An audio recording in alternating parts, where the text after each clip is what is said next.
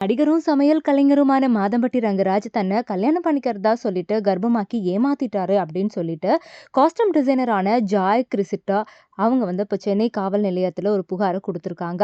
மாதம்பட்டி ரங்கராஜ் என்னுடைய கணவர். நான் அவரோட சேர்ந்து வாழணும் அப்படின்னு சொல்லியும், என்னோட வயிற்றில இருக்கக்கூடிய குழந்தைக்கு அவர் தான் அப்பா அப்படின்னும், அவர் கடைசியா பேச முயற்சித்தபோது தன்னை வந்து அடிச்சுட்டாரு அப்படின்னு சொல்லியும் அவங்க கம்ப்ளைண்ட் பண்ணியிருக்காங்க. இது மிகப்பெரிய ஒரு விஷயமாவே வெடிச்சிருக்குன்னே சொல்லலாம். ஏன்னா, இவங்க வந்துட்டு தன்னுடைய கணவர் மாதம்பட்டி ரங்கராஜ் என்கிட்ட வந்து தொடர்புல இல்ல. எனக்கும் என்னுடைய குழந்தைக்காகவும் நான் இப்ப வந்து போராடிட்டு இருக்கேன். இத பத்தி நான் வந்து போலீஸ் ஸ்டேஷன்ல வந்து புகார் குடுத்திருக்கேன். மாதம்பட்டி ரங்கராஜ் என்னை ஏமாத்திட்டாரு. என்னோட வயித்துல இருக்கிற குழந்தைக்கு இவர் தான் அப்பா. அதனால அவர் அந்த குழந்தைக்கு பதில் சொல்லியே ஆகணும் அப்படின்னு சொல்லியிருக்காங்க. சமீபத்தில அவங்களுடைய Instagram பேஜ்ல அவருக்கும் இவங்களுக்கும் கல்யாணமான மாதிரியான புகைப்படங்கள், அத தாண்டி 2 பேரும் வந்து ஒண்ணா நெருக்கமா இருக்கக்கூடிய புகைப்படங்கள் எல்லாத்தையுமே வெளியிட்டிருந்தாங்க. ஆனா அத தாண்டி மாதம்பட்டி ரங்கராஜ் அவருடைய முதல் மனைவி கூட ஒரு கோயம்புத்தூர்ல இருக்கக்கூடிய ஒரு பிரபலமான ஒரு விழாவிலயும் வந்து பங்கேற்றிருந்தாரு. ஸோ இந்த 2 விஷயங்களையும் பார்க்கும்போது, அப்பவே வந்து இவர் 2 பேரும் ஒண்ணா இல்ல அப்படிங்கிற ஒரு விஷயம் நெறைய பேர் வந்து பேசிக்கிட்டு இருந்தாங்க.